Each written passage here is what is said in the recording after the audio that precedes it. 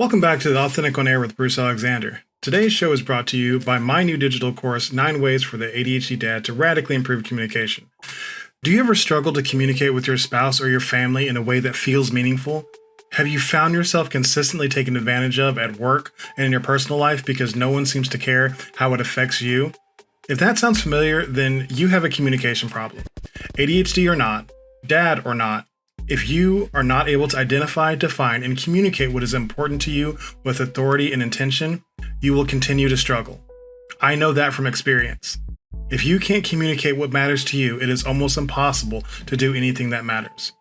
The 9 Steps for the ADHD Dad to Radically Improve Communication is a self-paced digital course that will guide you to reclaiming the power of your voice to speak the life you deserve into existence. It's available at www.authenticidentitymanagementcom/9steps-special offer. For a limited time, not only can you get this course at a special limited time price that you need to see to believe, but I am also throwing in some really valuable bonus materials completely free of charge. Again, for a limited time, not only will you get the course at a special low price, but you will get all the following completely free.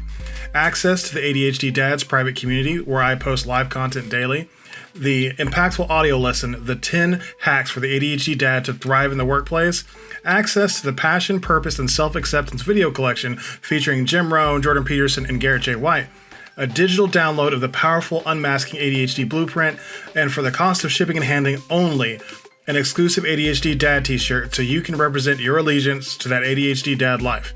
That is all available at www.authenticidentitymanagementcom/9steps-special offer. Again, that is www.authenticidentitymanagementcom/9steps-special offer. You can also just click the link in the show notes. And now back to the regularly scheduled episode. Welcome back to Authentic on Air. I am your host, Bruce Alexander. The podcasting platform provides access to so many different versions of success. Mark Savant has accomplished many of these degrees, and I'm so excited to share his story after today's reflection. What is your capacity to say no in your work, your life, and in your relationships? Are you able to define and enforce your boundaries? I have always been great at saying no, I thought. But I have reflected on my life and I've realized something. I was terrible at setting boundaries and enforcing them in almost all areas in which I might have had my values violated. Work, relationships, family responsibilities. The reason I thought that I was so good at saying no is because I was actually a pro hider. I could hide from opportunity all day long. Opportunities to engage in deeper connection with people I was interested in. Nope, I don't have time for that right now. Conversations to enhance my understanding of my spouse. I'm actually busy watching golf for like 6 hours straight right now. This was my pattern for a long time because I didn't want anyone to see through the facade I poured all of my energy into maintaining. And I doubted if my coward flauge could work in altered circumstances. Meanwhile, you need to stay late for work? Yes, sir. I need you to miss that event you told me about because, oh, damn, that sucks. Okay. You need to take care of all the cleaning duties by yourself today because ... Well, that doesn't seem fair, I would say with a rag in my hand on the way to fill the mop bucket. It wasn't until a few years ago that I started to prioritize myself and my growth in determining my no's, and only a couple of years ago that I started to define my boundaries to reflect my core values and beliefs. My no isn't about hiding anymore. It is about preserving and upgrading my mental stability, valuing and honoring my authentic self, and showing up as my best self for my wife and children. Tell me about your no capacity on the episode reflection on Threads, Facebook, Instagram, or LinkedIn at Authentic Identity Management. I can help you increase your capacity for no by working with you to identify your core values and beliefs and tailoring my coaching program to leverage your unique power and step into your authentic life. Type capacity into the comments and I will DM you to set up your free, no commitment discovery call, answering your questions and detailing how I can help you live more authentically. If you are a fan of the show and love the space we are creating, or just want to help advance my mission of making the world a safer place to show up as yourself, here are a few ways you can support this show. Leave a review and tell me what you think is great, needs work, or would like to see more of in the show. Follow the show on your favorite podcast or social media platform, actually on all of them that you use, and share this episode. Send this or any other episode to someone you care about or think will benefit from its content. Make a post about how you think this show has made you grow or communicate differently on your social media feeds and in your stories, and tag at Authentic Identity Management. Those are all free ways to promote the authentic mission. I've talked both on air and off about how much this podcast has felt like for the first time I am truly living my purpose. This is another one of those life-affirming moments that feels providential in nature. Mark Savant is a highly sought-after podcast consultant and host of the After Hours Entrepreneur podcast, ranked in the top 1% globally of all podcasts. That means his podcast is in the top 30,000 of over 3 million active podcasts. Mark is passionate about the power of podcasting to change the world. He is also avid about his desire to not sacrifice his position as a father and a husband to make it in this world. He is an absolute inspiration to me and a great candidate for mentor if he's looking for any willing and hardworking students. My guest today stumbled across me grinding away on my social media trying to make a dent in all of the noise swallowing up my podcast and business. I posted a story about reaching 1,000 downloads, a very proud moment, huge milestone. It reached 14 accounts.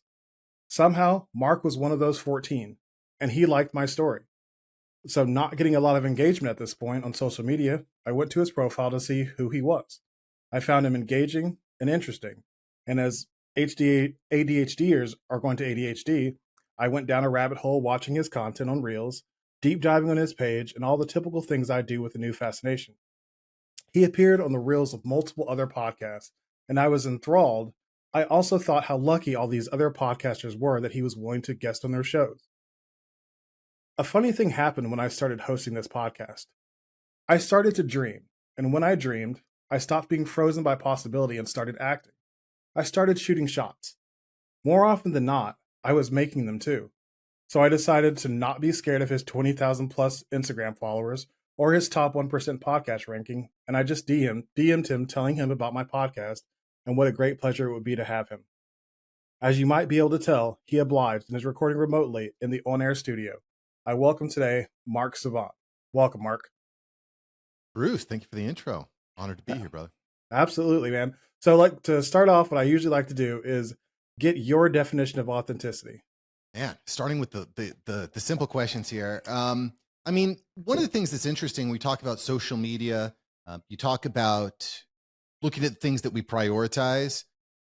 Man, I think being authentic means, I think being authentic means being clear on where you want to go, and then being as transparent as possible on the road to get there. In a world where everyone's taking fake pictures in front of Lambos and on yachts and then running on to jet runways to take pictures, like, don't be that guy or that girl, you know? Absolutely.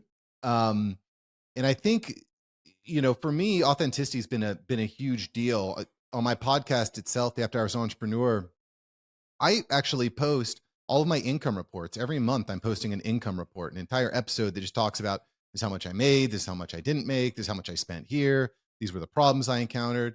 And, those have become my most popular episodes.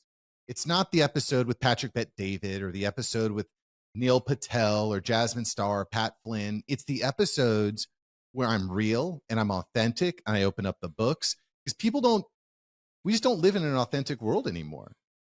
It's all smoke and mirrors. And I think, being different and being true to yourself is by far the greatest skill and the greatest, the greatest thing we can do for ourselves and for our families.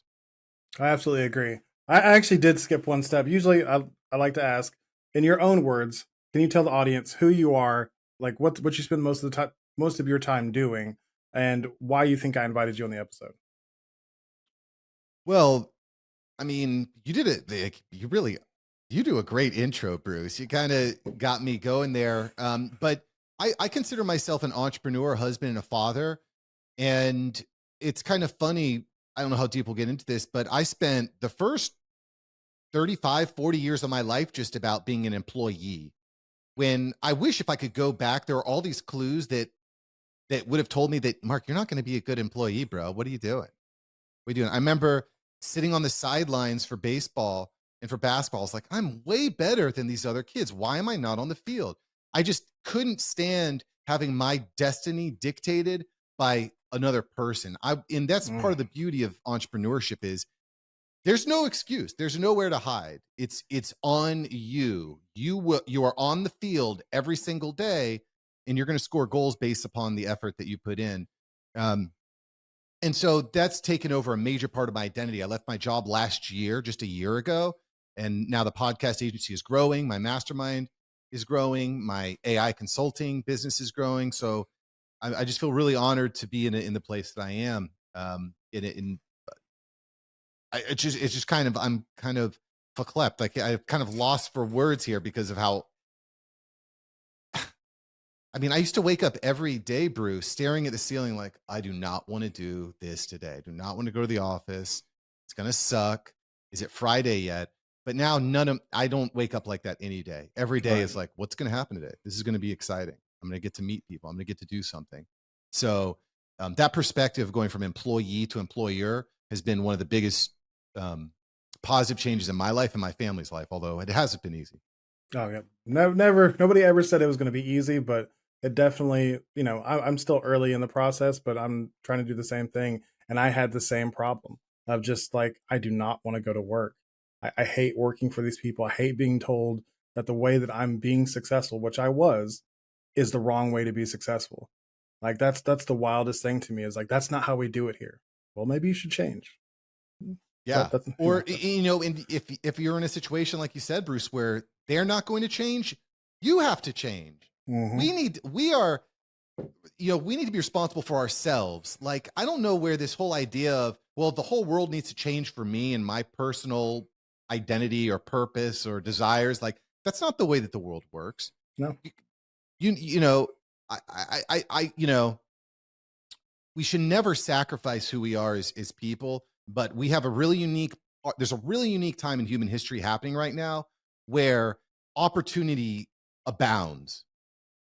It abounds. And it's, look, it took me 5 years to actually leave my job. I mean, all these people who say it's easy to make enough money and to have all this stability, and it is not easy. It is not easy. It takes the hard work. So that's why I think being authentic and being transparent about my journey, and the months where I make 15 grand in profit are awesome. And the months where I make 1,000 are not so hot. Where's the difference? Why did that happen? And I think people really respond to that on the After Hours Entrepreneurship podcast. Yeah. I listened to probably 10 episodes after we talked, and I really enjoyed the content. I think it's really great. And I like that it as niche as it is, it also hits a variety of topics that interest me. And so like, I appreciate what you're doing as well. And I love that about podcasting is that just because I'm a podcaster doesn't mean I can't love your podcast as well and love this podcast as well and want all these people to succeed because like the whole scarcity mindset doesn't fit here. Like there's just, there's a literally 3 million different podcasts. And if you put out good content, people are going to find you and you're not going to take somebody else's audience. It's just not how it works. No, not in podcasting. There's strength in numbers. There's strength in supporting. And I think also I'm reading Think and Grow Rich by Napoleon Hill right now. And I think that having a mindset of, well, I hope that person doesn't do well. I hope that person fails.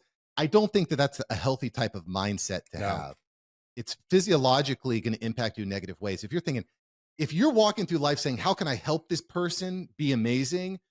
That is going to, the universe, God is going to pay you back tenfold. If you're going through life saying, gosh, I hope that person, screw them. Mm-hmm. They got that guest. Well, gosh, I'm so jealous. That mindset is a killer. It's a growth killer. Cannot you support one another and try to give value. I know that's kind of cliche, but the more you give, the more you receive. And it's not just that physical, what you do in front of other people, but it's that emotional, the thoughts, the way that your brain functions and thinks about people, and about where you want to go. And that's the way that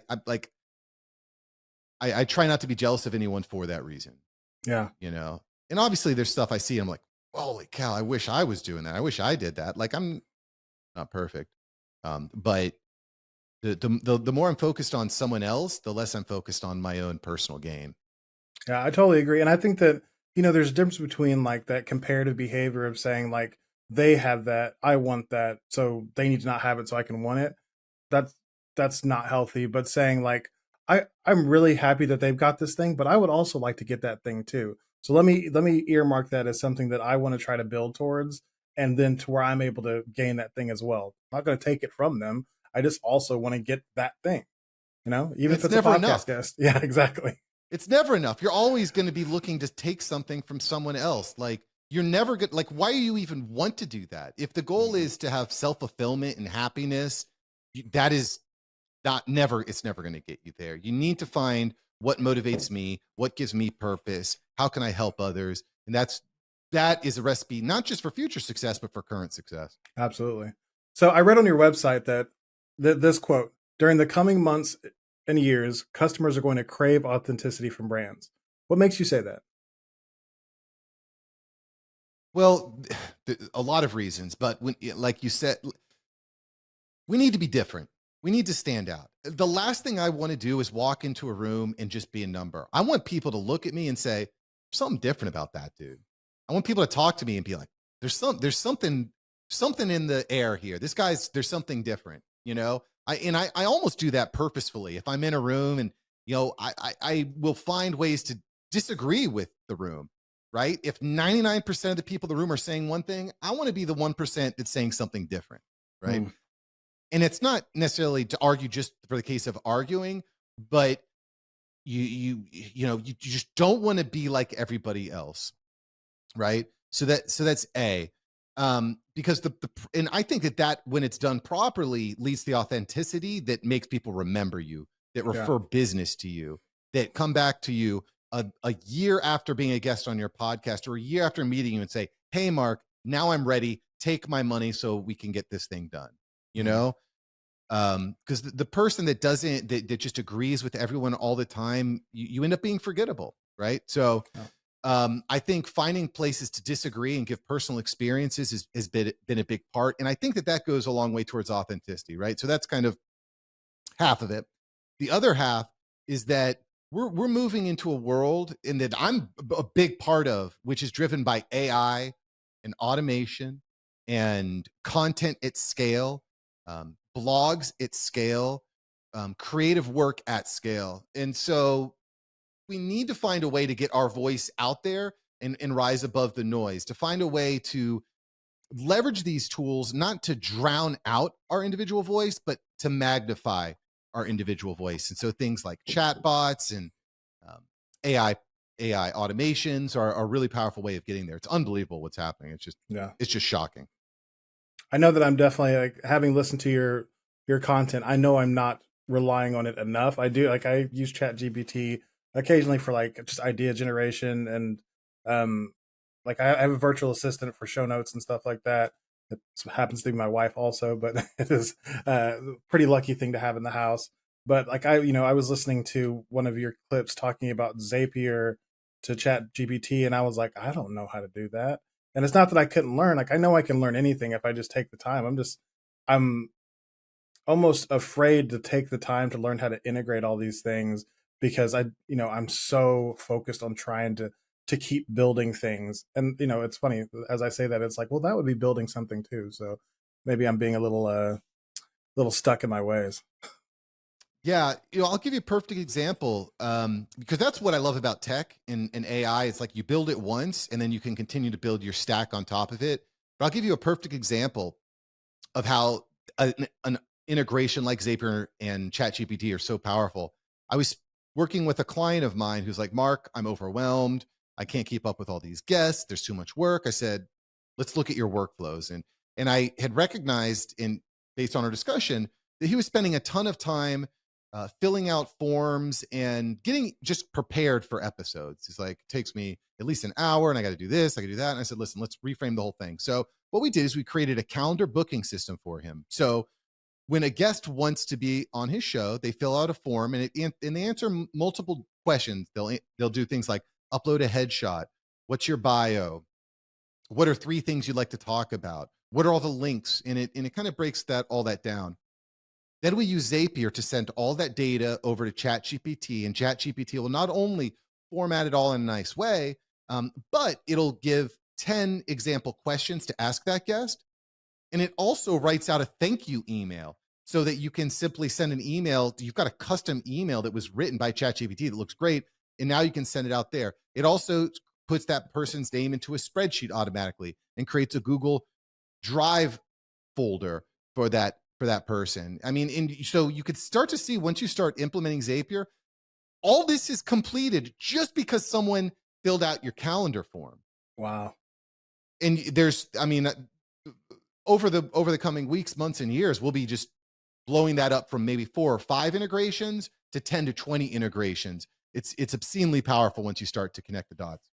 So, like, I didn't even think about this when I was writing for this episode, but talking about integrating AI into all of this to magnify our unique voice. Do you struggle at all with keeping your identity while using those products? Like, does it, do you feel like there is some like convolution there between, is this me or is this the AI? And like, what's your kind of conflict with that? I don't, and there's a couple reasons why. I'm very transparent. Everywhere you look, whether it's my podcast, my website, like, I'm very transparent that, listen, we're thinking differently over here. We're using AI and trying to implement AI and automation at every step of the process. Every step of the podcast process, we want it to be all automated. Okay. Right. So that's part of it. But being transparent about using it helps. But what it also does, Bruce, is it frees up my time to do have more conversations like this. Yeah. You know what I mean? It helps me to meet more people, to shake more hands. Right. So I think in some ways it actually helps to scale that. And, the other piece is that I understand, and I'm transparent, that some of this stuff isn't going to work. I'm trying it because out of 10 ideas that I try, one tactic or system is going to be a hit. And then I can share that out with my audience and in a powerful way. And then if 10% of the audience is like, wow, that's great, I have a fan for life. You know what I mean? Yeah. I am starting to think about the authenticity piece when it comes to AI a little bit more. As I don't know if you saw this, OpenAI just had their developers day, and they're basically making it much easier for us to create quote unquote GPTs, which are AI chatbots. Mhm. This is going to change everything, because you can make AI chatbots now, but it's a little clunky. It's a little bit complicated.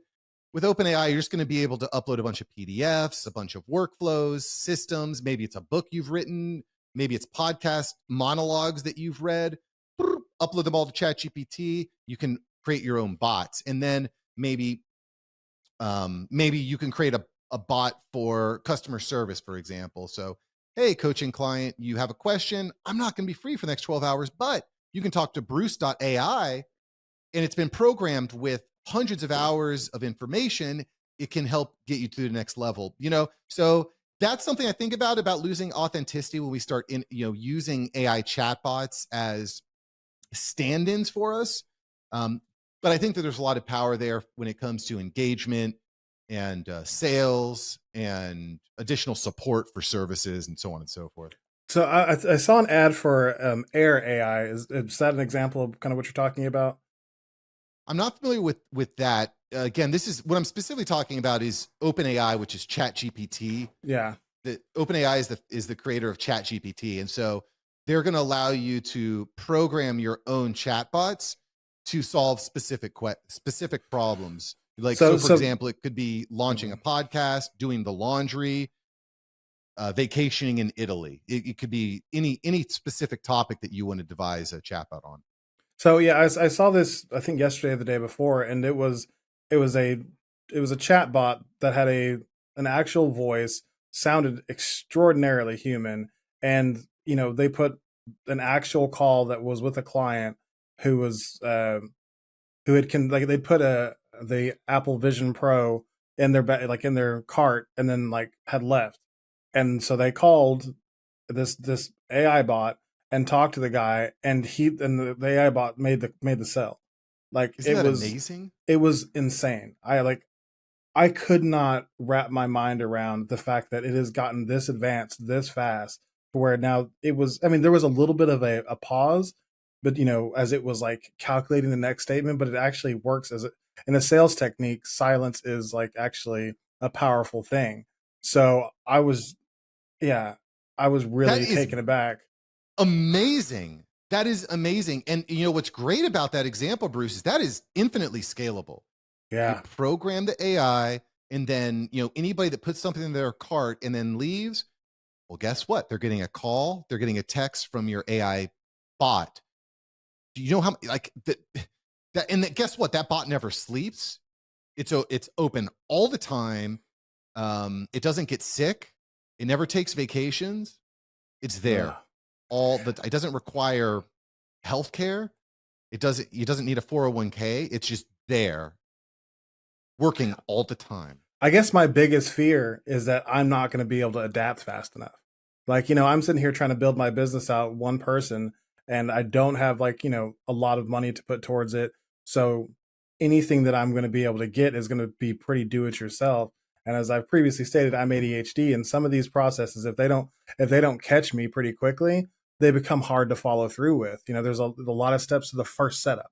And that doesn't say anything bad about AI. It's just, it's a little scary because it's developing so quickly that the industry is going to, leave me behind if I'm not able to, to catch up. Well, frankly, the fact that you are even aware of that AI sales bot tells me that you're ahead of the curve, quite frankly. Because most people have no idea that kind of thing is happening, Yeah. And as a Christian, I don't, Jesus tells us, don't worry about tomorrow, Right. but start planning, start preparing. We gotta, you want to have food in your stores. You want to be ready for what happens, because I don't want to worry, because I just said don't worry, but I am concerned. I am concerned when the World Economic Forum talks about 800 million jobs being displaced by 2030. That's a pause for concern, because how do you help all these people that are displaced? You're probably going to be okay because you're talking about it. You've got a media presence. You've got a podcast. You're probably, if you haven't already, you're going to start experimenting more with ChatGPT. You're going to start experimenting more with AI text, and you're probably using AI tools to edit videos and stuff. So, you're probably ahead of the curve in that regard. But there's a lot of people that aren't. There's a lot Yeah. of people that want to work 9 to 5, Monday through Friday. And then on the weekends, they're going to drink beer and they're going to watch football. And then one day, their boss is going to say, hey, everyone, we're going to be implementing this new AI bot, and we're letting go of 60% of the sales staff. And then what is that person going to do? Yeah. If they haven't been sharpening those skills, or at least developing to some degree, then it's going to be pretty hard to catch up.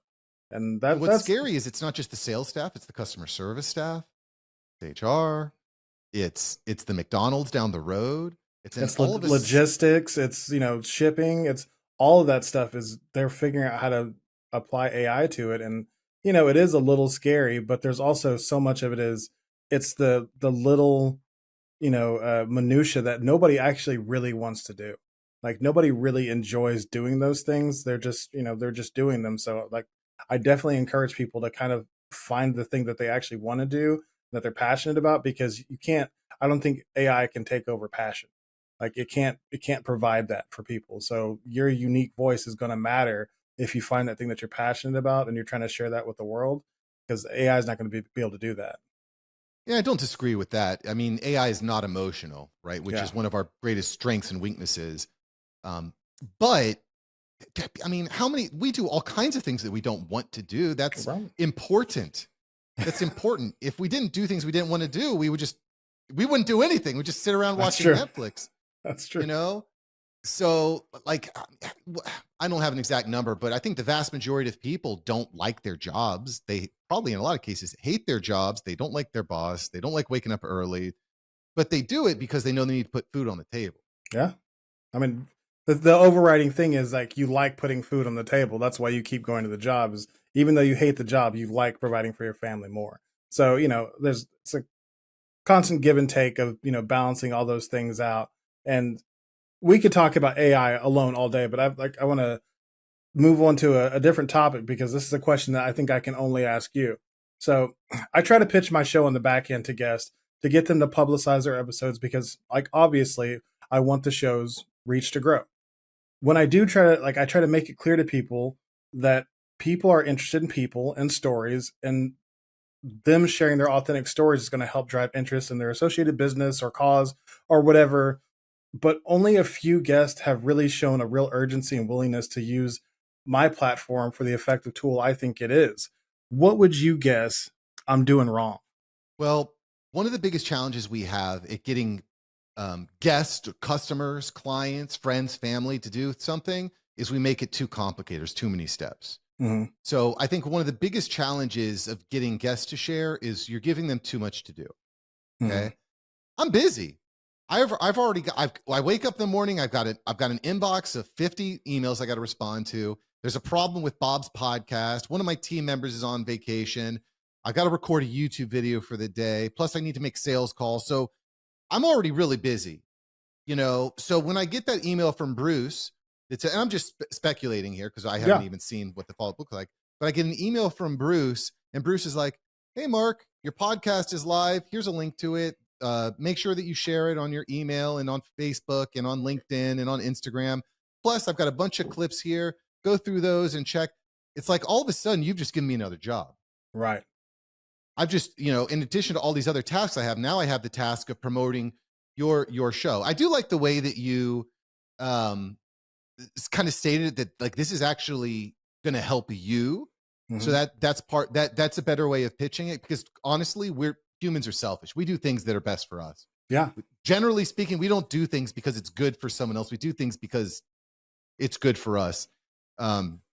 And sometimes that's fine. Like, for example, Mr. Beast is trying to give water to 500,000 Africans, and people are angry at him for that. It's like, he's like, "You're just doing it for views." It's like, he's giving clean water to 500,000 people. Well, the thing about it is he's doing it for views, but those views have given him a platform to do this thing the views that he gets from this thing will allow him to do something even bigger next time. And he gives all the money he makes away almost completely.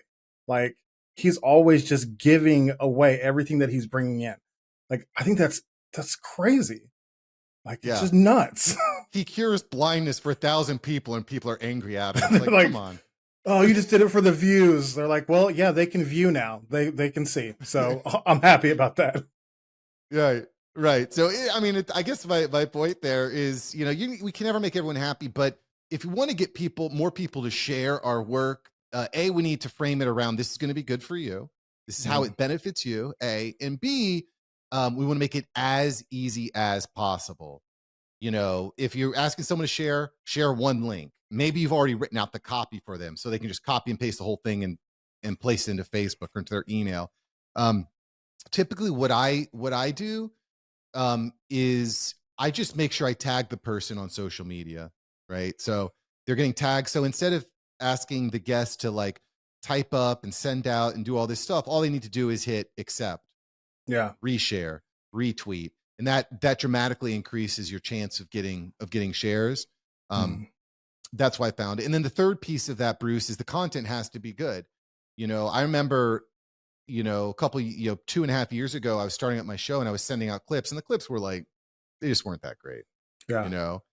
And so asking someone who's spending a lot of money on clips to share clips is harder when your clips are either not the same branding, or maybe the quality isn't as good, or they're different. So these are all things to keep in mind. But generally speaking, what I found in business is keep it as easy as possible and make it as beneficial to the user as possible. Yeah.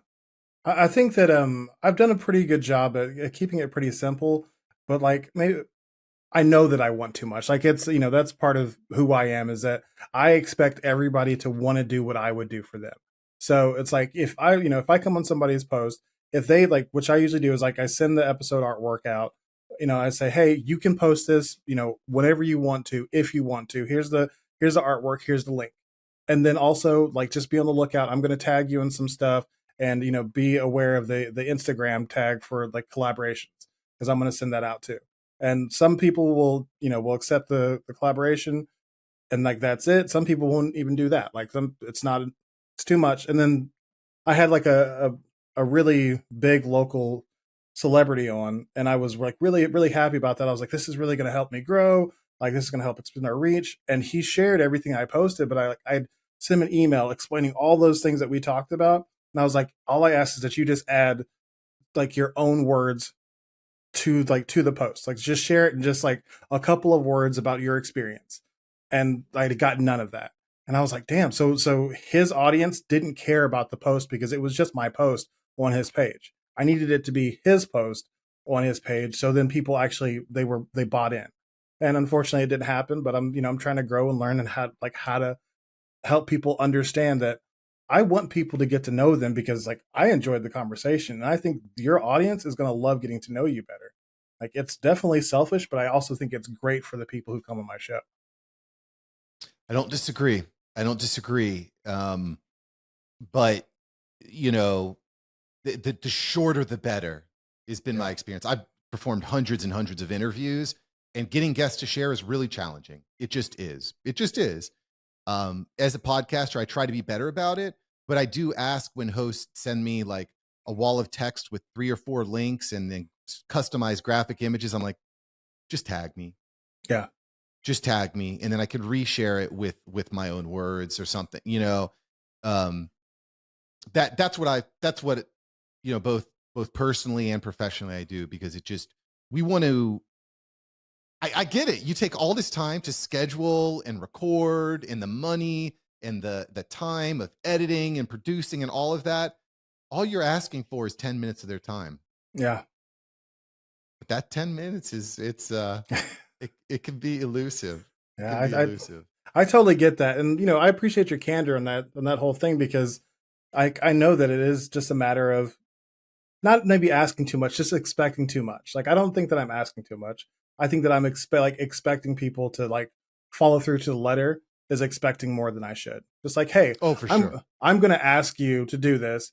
If they don't, I just need to be okay with it, because like that's kind of my entire platform is like give people all the information to work with, and they can choose to meet you where you're at or not, and then you just have to be okay with it. So sometimes it's just applying your own advice to yourself. Well, and I found it, like it's about giving people the right information. Like it's really hard, human nature, right? I've become unemotional about this type of things, because sometimes what I expect, like it just doesn't happen. It just doesn't manifest in the way that I would expect it would. Why not? Why are people not jumping on this offer? I had, in the mastermind group that I lead, a few months ago, I dropped the price down to $10 a month. And then you get time with me, you get time with other members. We're reading books together. And that was like, I was expecting I'd get dozens of people. I didn't see that. So I have I was expecting to get a lot of people, but it was like, a few people trickled in. I was like, wow, I'm spending all this time and energy trying to bring people in for $10 a month. Why don't I so I just raised the price to $100 a month. And now it's much easier for me to find one person than it is to find 10. Yeah. It's much easier for me to provide value to one person than it is to provide value to 10. That's so true.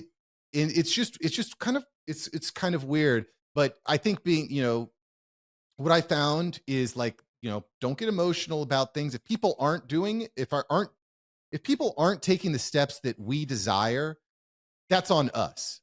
Yeah. How can we change it? The worst thing that I hear from someone is when someone says something like, Mark, you're amazing. I love what you're doing. Gosh, you're showing up all over my newsfeed and you're so great. And what do you do exactly? I'm like, it's all F from there. It's all screwed. You're seeing all the wrong stuff. Damn it. That's on me. I'm not laying out a clear enough message. How do I improve that? I definitely agree with that. So I talk to my wife about my business and my podcast a lot, because she offers me a fresh perspective and often sees what I'm missing. I told her that you were coming on and that I was afraid I was going to lose sight of generating content about authenticity, and I was going to turn it into a coaching session. In all her wisdom, she told me that it is okay to accept help and that I don't have to try to do everything all by myself. So I will ask you this one outright podcast consulting question. What is the one obvious key thing that I'm not doing that I need to be doing to increase my reach and grow my audience? So there's That's a tough answer. There's a lot of things. Yeah. Okay. There's a lot of things. But I think the most important thing that we can do to grow our audience is the most important thing that we can do to grow our audience is to make noise, is to disagree and be okay with it. The vast majority of people are going around just agreeing with everyone. The vast majority of podcasters are just sitting there nodding their heads saying, I agree, I agree, I agree. I want to disagree. I want to find things that you've said that I don't agree with. And it doesn't mean I don't like you. It doesn't mean I don't respect you. It just means I disagree on this particular topic, and here's why. So that is, I think, a really important skill to master, because we want to be respectful of our guests. But at the end of the day, people really like conflict. Yeah. UFC is pretty popular. Yeah, I love UFC.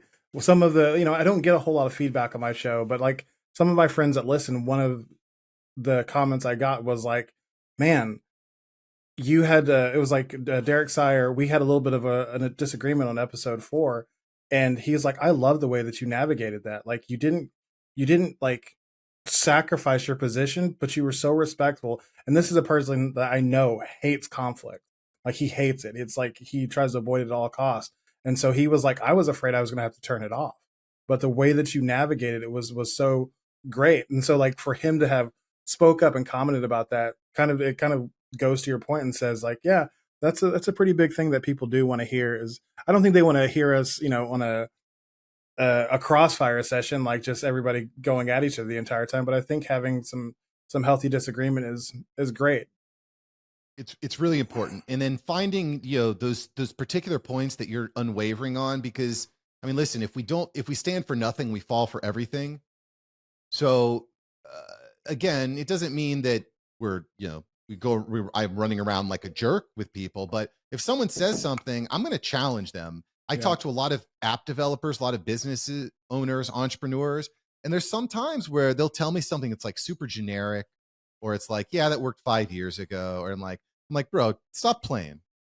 Give me something that actually means something. Don't just tell me, like people like I'll ask, like, how can I grow my podcast, for example? And people be like, well, you want to share your clips on social media. I'm like, shut the hell up, man. Don't give me that share clip stuff. Give me something different. You know what I'm saying? If I wanted a Chat GPT answer, I would go to Chat GPT. I want you as the expert to give me something that's hot. Yeah. So I think being able to do that is good. I'll give you another tip too on how to grow a show that I think is important. And that's understanding, getting an understanding of like what the market wants. Okay. Mm-hmm. Like Mike Tyson said, everyone has a plan till they get punched in the face. Right. And, when you start a podcast and you have this huge vision of like where it's going to go and what the show is going to be about, is that the way that it plays out? Do people want to listen to, and I'm just putting this out there because I don't know, I haven't looked at your analytics, but do people want to listen to an hour-long podcast about someone's authenticity? Do they want that? Or maybe do they want a 20-minute podcast on how to create vision? Or maybe it's a 10-minute quick hit solo from Bruce. Like we don't know. So I think trying different things is helpful. And then another thing I recommend leveraging is YouTube. I'm using it, but man, I'm not using it well. I'm trying. YouTube does not like me so far. I'm going to give you a strategy for YouTube. I call it the 10 by 10 strategy. Easy to execute and insanely powerful at getting insights in your audience, because that's one thing that YouTube does well. It's give you analytics and data. So basically you look at, hey, what are topics that I feel very strongly about? It could be authenticity. It could be entrepreneurship, family. Try to find those overlaps in your show, because your show is not just going to be about one thing. It's going to be about Bruce. It's going to be about 10 different things, right? Yeah. Would you say? And then what you want to do is after you've taken those 10 subtopics of your primary topic, break those down into 10 more subtopics, right? So if it's authenticity, it could be like, or let's take entrepreneurship. That's a little bit easier. So if you take entrepreneurship, that could be coaching, e-commerce. We keep breaking it down, and then you start to generate lists like 10 reasons you should quit your job, or 10 reasons why you should tell your wife you love her more, or men versus women, who is more self-conscious, or whatever it is, right? All these different topics. And then you start plugging, then you want to keep them as short as possible. Okay. As close to 10 seconds as possible. You record all these short videos. They're designed specifically as YouTube shorts. We post them to YouTube as shorts, and you see, and then we watch what happens. Right. Because there's going to be certain shorts that a lot of the shorts probably won't do great. They'll reach 100 people or something. But some of those shorts are going to hit. You're going to reach 2,000, 5,000, 10,000 people. Mm-hmm. Now you have some real clues as to what the market wants and places where you might slide into that slot. It's going to give you insights into what type of copy is moving people to action. You know what I'm saying? Yeah. That's a great piece of advice. I've got another question I want to ask you. I know that we're kind of running close to your next meeting. So you had the opportunity to interview Chris Do last year. He is literally the number one reason why I'm sitting in this chair. First, thank you for being on my show, because there's now 1 degree of podcast separation from me and my literal podcast royalty. Second, what was it like for you to interview a figure who was and is a genuine graphic design trendsetter, industry disruptor, and an extremely established podcast host at a time when you didn't quite have the clout that you have now? Man, some of the interviews that I've had, I've done a lot of interviews, hundreds and hundreds of interviews, but some are special. And Chris Do is special. Pat Flynn was special.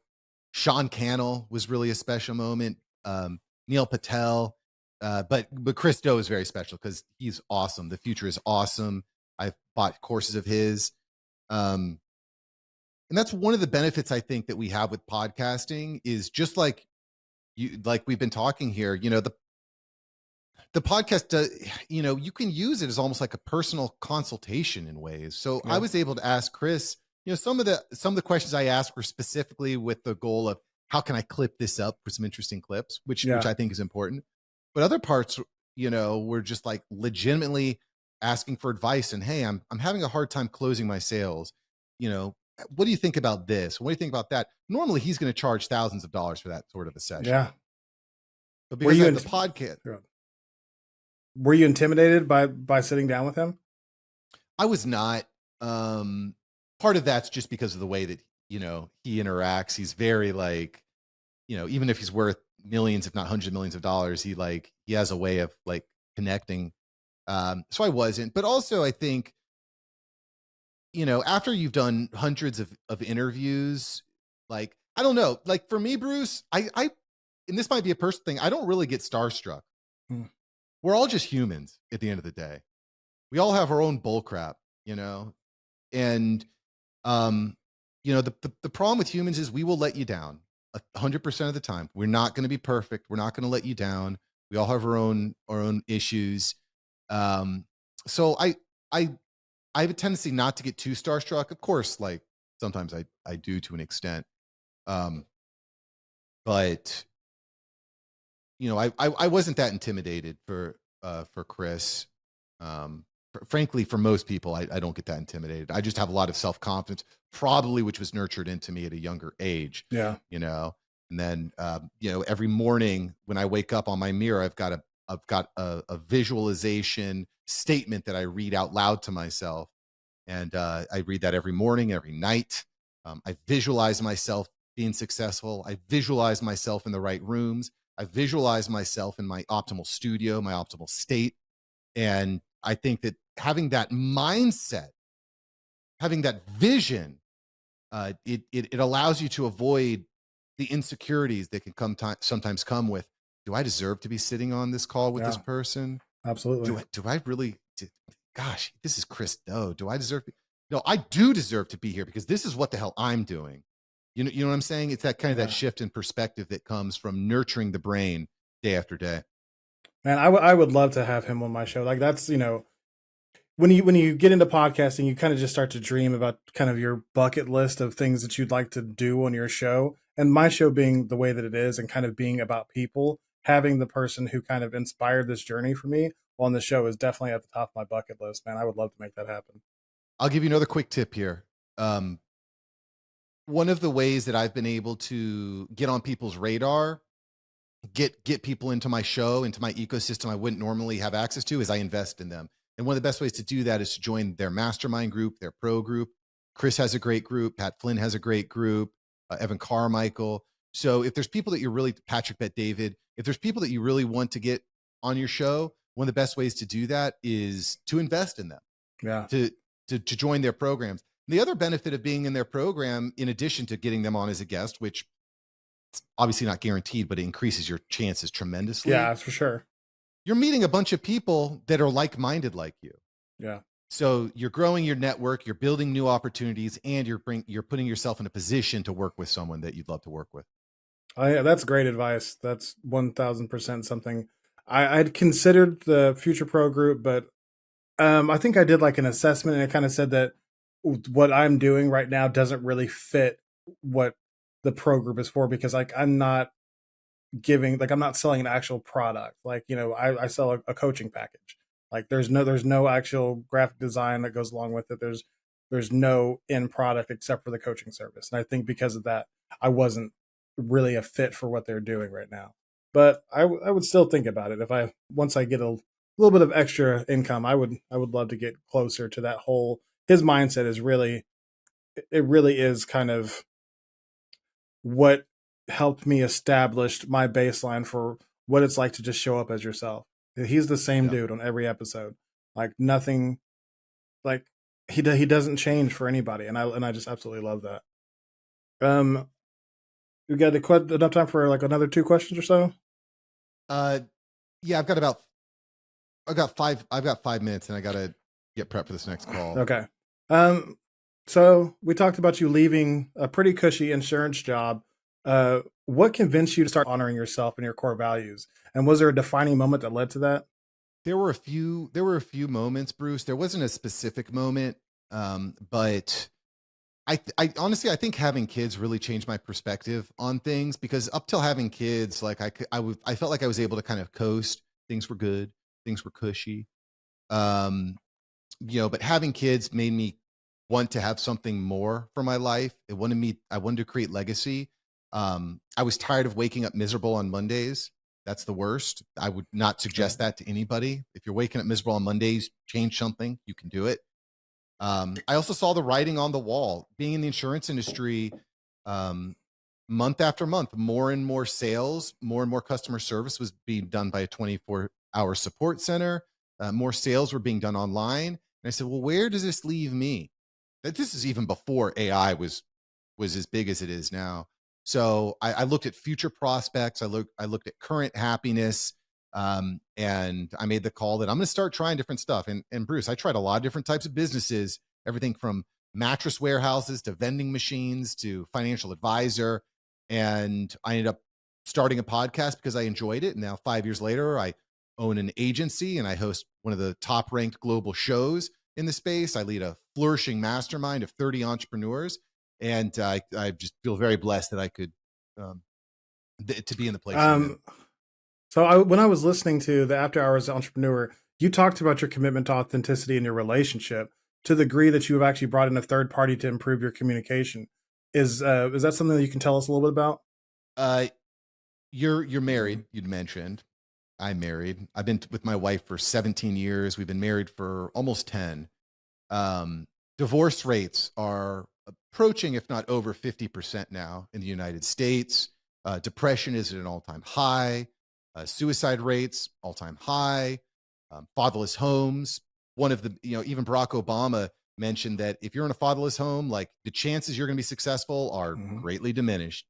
Fatherless homes are one of the biggest, it is probably the most insidious, biggest problem that nobody talks about is fatherless homes and the lack of men to step up. Quite frankly, every single married couple, every single serious couple should have counseling. They should have an intermediary. Every single couple. That's early. Not once you've had a problem. It's before you've had a problem. I think before you get your marriage license, it should be required that you have premarital counseling. I think that there should be a requirement that you do a checkup annually with your spouse with a neutral third party.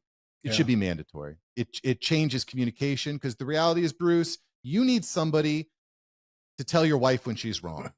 That's what you need. I do that all the time, though, because it doesn't hit the same when it comes from us.